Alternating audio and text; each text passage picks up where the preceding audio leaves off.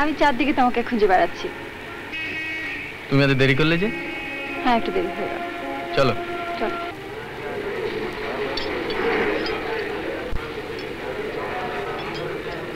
বড্ড গোলমাল এখানে, তাড়াতাড়ি খেয়ে নাও তো, বাইরে কোথায় যাবো, কথা আছে। কোথায় যাবে? চলো কোথায়, আউটরাম ঘাটের দিকে। না, ভীষণ ভিড়, লোকগুলো সব। তাহলে আমার বাড়িতে চলো। ছবি আবার কি মনে করবে হয়তো। ও, তোমার তো আজকাল খুব বাজ বিচার হয়েছে, কোথায় যাওয়া উচিত কোথায় যাওয়া নয়। কই আগে তো এরকম ছিল না? হ্যাঁ, ছিল না।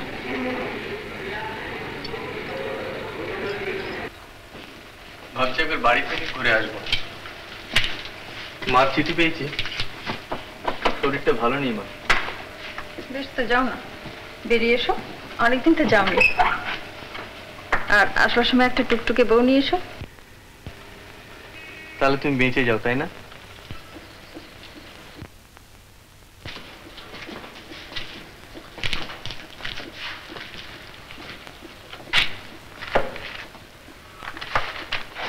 বসো। চা খাবে? না। আনতে পারি কিন্তু। না, থাক।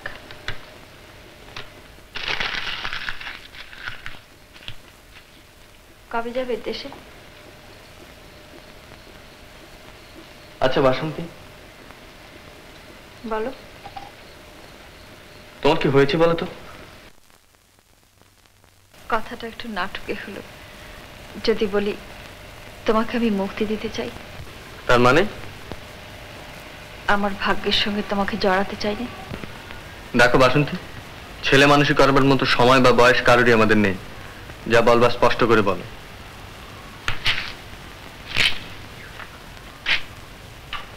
বাসন্তী, আমি তোমাকে বুঝতে চাই বাসন্তী। কি জানো, সত্যি যদি তুমি আমাকে বুঝতে চাইতে, তাহলে খানিকটা সহানুভূতি আমার সংসারের উপর তোমার হয়তো থাকতো। আর আমি জানি তা তোমার নেই। না, নেই, কারণ আজ তোমার সংসার তোমার কথা ভাবে না। তুমি কি বলছো? তুমি ঠিকই বলছি, তোমার ভবিষ্যতের কথা কিছু মাত্র না ভেবে তোমার সংসার তোমায় ব্যবহার করছে। ও, হয়তো কথাটা একটু অপ্রিয় হবে, কিন্তু তুমিও কি ঠিক তাই চাওনি? তুমিও তো বলেছিলে আমাদের ভাবি সংসারের জন্য আমাকেও দরকার হবে। আমাকে মাফ করো, আজ যেখানে এসে আমি দাঁড়িয়েছি, আমাকে ব্যবহার করতে সংসার যে আমাকে টেনে নিয়েছে, তার জন্য দায়ী তুমি। তোমার অক্ষমতা, তোমার অসচ্ছলতা। বাসন্তী, কই, তখন তো তুমি পারোনি আর সবার মতো সমস্ত দায়িত্ব কাঁধে নিয়ে আমাকে গ্রহণ করতে। তোমার অক্ষমতা, সে কি আমার দোষ? বাসন্তী, বলো, কি বলবে?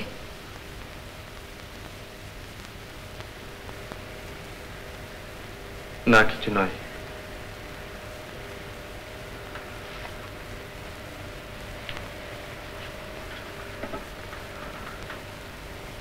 এত অহংকার? অহংকার না, এতদিন তো তোমরাই অহংকার করে এসেছো। আজ আমাদের অহংকার একটু সহ্য করতে পারবে না? আজ আমি বেশ বুঝতে পারছি তোমাকে চাকরি করতে বলে ভুল করেছিলাম। ভুল তুমি কিছুই করনি, শুধু আজকের অবস্থাটাকে মেনে নেবার মতো মন তৈরি করতে পারোনি। কি পেরেছি আর কি পারিনি তা তোমার কাছে আমি জানতে চাই না। যদি বলি এও তোমার অহংকার? বাসন্তী,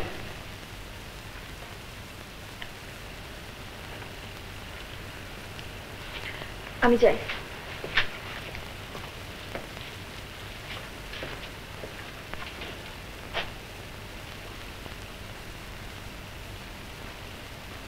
ছবি এখন যাও।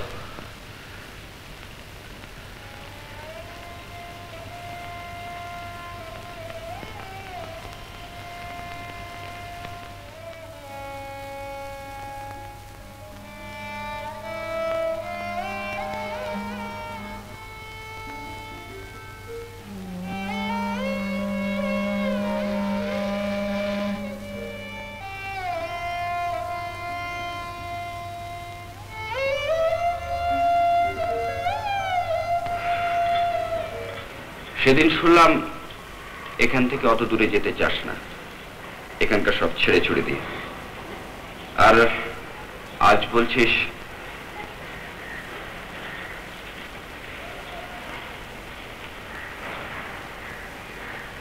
কি হয়েছে সত্যি করে বলতো সুবোধ? বললাম তো আমার টাকা দরকার। কেন? আরেকজন সে কি চাকরি ছেড়ে দিয়েছে? কে? বাসন্তী? ছাড়বে কেন, চাকরি করছে। তবে টাকার দরকারটা আমার। ও, সেদিন টাকার দরকার ছিল না? ছিল, অত তলিয়ে ভেবে দেখিনি। আজ তলিয়ে ভেবে দেখছিস? কি হয়েছে সত্যি করে বলতে সুবোধ? অত কৈফিয়তে তোর কি দরকার? তুই ওটা করে দিতে পারবি কিনা বল। ইউপি সেই ফ্যাক্টরির চাকরিটা আমার এখানে থাকবার ইচ্ছে। অর্থাৎ বিভাগী হতে চাস? বলছি তো আমার টাকার দরকার, একটা কাজের দরকার, আর আমি এখানে থাকতেও চাই না। তুই তো বলেছিলি তোর মামাকে বললেই কাজটা হয়ে যায়।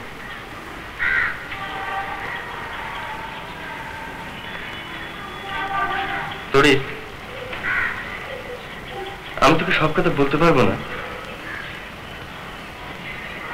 আমি খুব বিপদে পড়েছি বুঝলি। বাসন্তী জানে কি? এই যে তুই বাইরের চাকরির চেষ্টা করছিস, টাকার দরকার, এইসব? না। কেন? জানাইনি তাই জানে না। তুই জানানো উচিত ছিল। আমার সব কথা তাকে জানাতে হবে?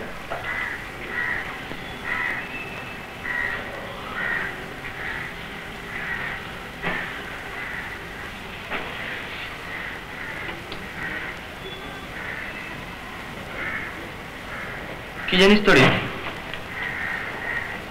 ব্যাপারটা আমার ব্যক্তিগত, আর তাছাড়া তোকে জানিয়ে কোনো লাভও নেই। কিন্তু একটা কথা আমি সুবোধ,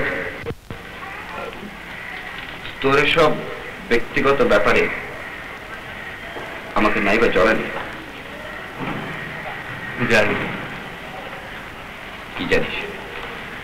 ওই যে বললি জড়াতে চাস না, বাসন্তী সেদিন ওই কথাই বলছিল। ওর ভাগ্যের সঙ্গে ও আমাকে জড়াতে চায় না, মানে এড়িয়ে চলে আর কি। অথচ কি জানিস তুই, এখন আমরা যেখানে এসে পড়েছি সেখানে এসব কথার কোনো অর্থ হয় না, কোনো মানে হয় না। আমরা এখন এমন একটা জায়গায় এসেছি যখন আমার মনে হয় আমরা বিয়ে করতে পারতাম, কিন্তু হঠাৎ এমন একটা অবস্থা যে আমরা দুজনেই ভাবিনি, কেউ চাইনি, যার কোনো দরকার ছিল না। তো আমি তোকে সমস্ত কথা বোঝাতে পারবো না, কিন্তু প্রতি মুহূর্তে এই যন্ত্রণা অসহ্য। আমি তার সংসারের কথা ভাবি না, আমি তাকে নিজের সংসারের জন্য ব্যবহার করতে চাই।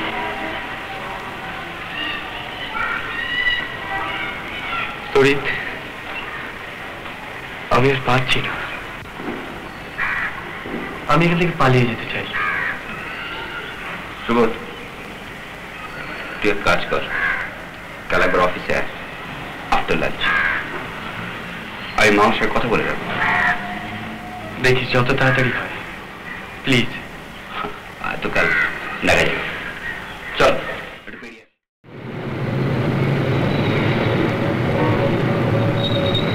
সুবোধ, বাসন্তীর সঙ্গে অন্তত একবার দেখা করে যাবি নিশ্চয়ই।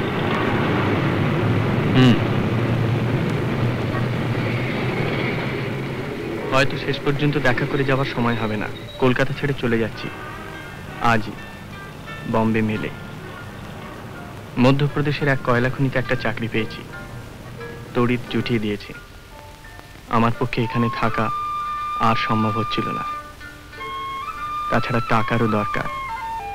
আমাদের ভাবি সংসারে মনে হচ্ছে এই নতুন অবস্থায় তোমাকে আর ব্যবহার করবার প্রয়োজন হবে না। বম্বে মেল হাওড়া থেকে ছাড়বে 6:15।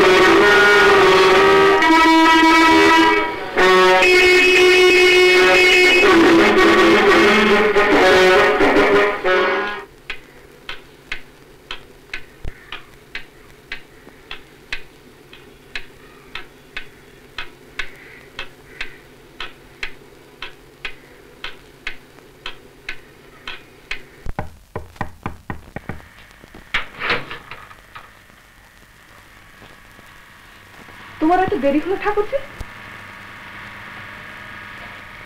হ্যাঁ, একটু দেরি হয়ে গেল।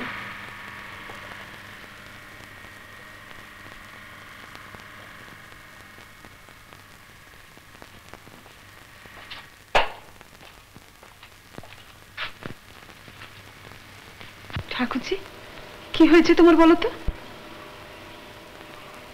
তুমি আমার কাছে লুকোচ্ছ ঠাকুরজি। বৌদি, তোমাকে একটা খবর দিচ্ছি। সুবোধবাবু আজ চলে গেলেন হঠাৎ, কাউকে না জানি। সে কি? কোথায়?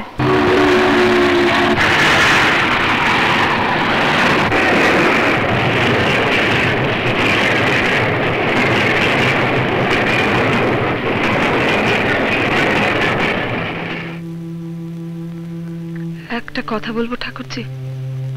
বলো। সুবোধবাবুকে তুমি চিঠি লেখো। কি লেখো?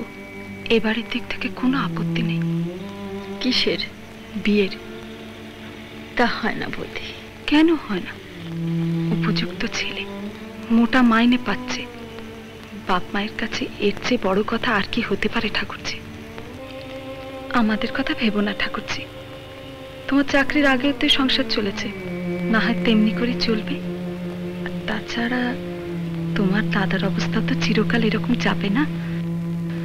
সব জানি, তবু হয় না। ছেলে মানুষই করো না ঠাকুরজি। কেন হয় না? দাদা পেরেছিল নীলকণ্ঠ বাবুর কাছে গিয়ে চাকরি নিতে। সে তো ওখানে মাথা নিচু করতে চায়নি বলে। আমিও পারবো না। এ কি বলছো ঠাকুরজি? বৌদি, তোমাকে আমি বোঝাতে পারবো না। এ হয় না, আমি পারবো না।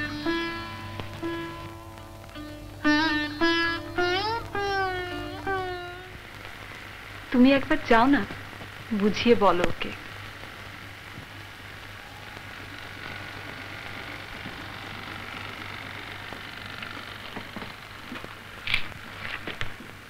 না না,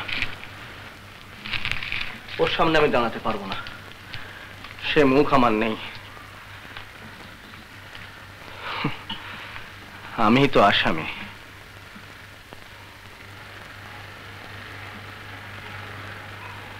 তুমি রাগ করো না। একটা কথা বলবো তোমাকে। দেখো, ছোটখাটো যেমন তেমন হোক একটা কিছু দেখো, তুমি যেমন করে পারো। এই চোরের মতো এভাবে আর সত্যি থাকা যায় না এই বাড়িতে।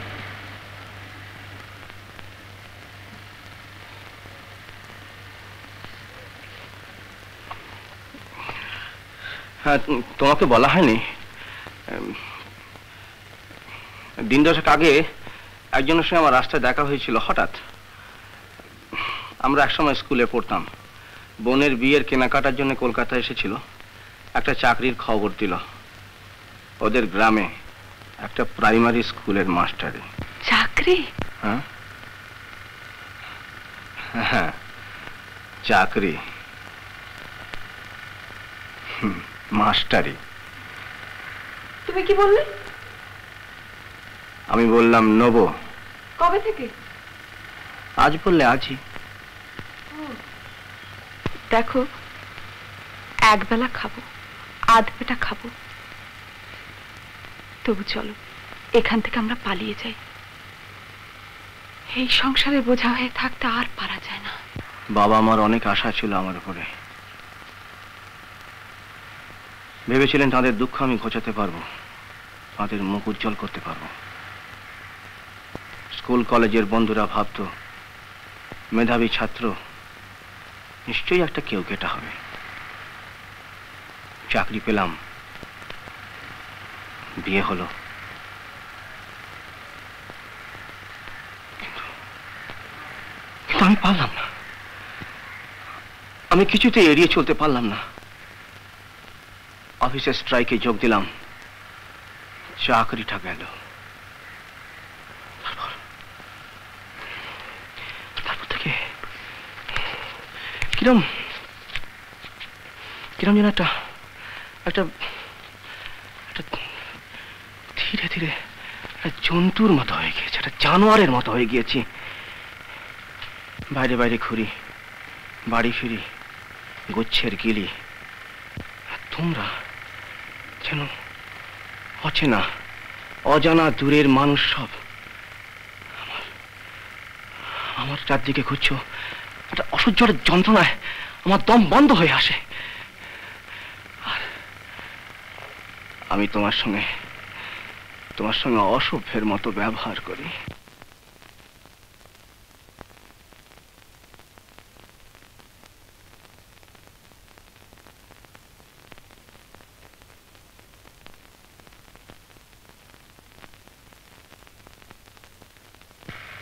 তারপর একটা চাকরির খবর এলো, ছাত্র ঠ্যাঙাবো আর সংসার বাড়বে।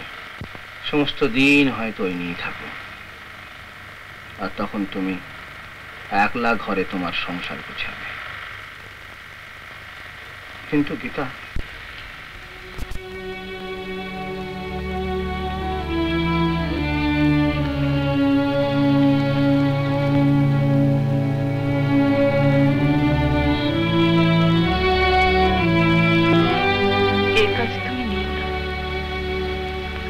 সত্যি আমি বুঝতে পারিনি গো।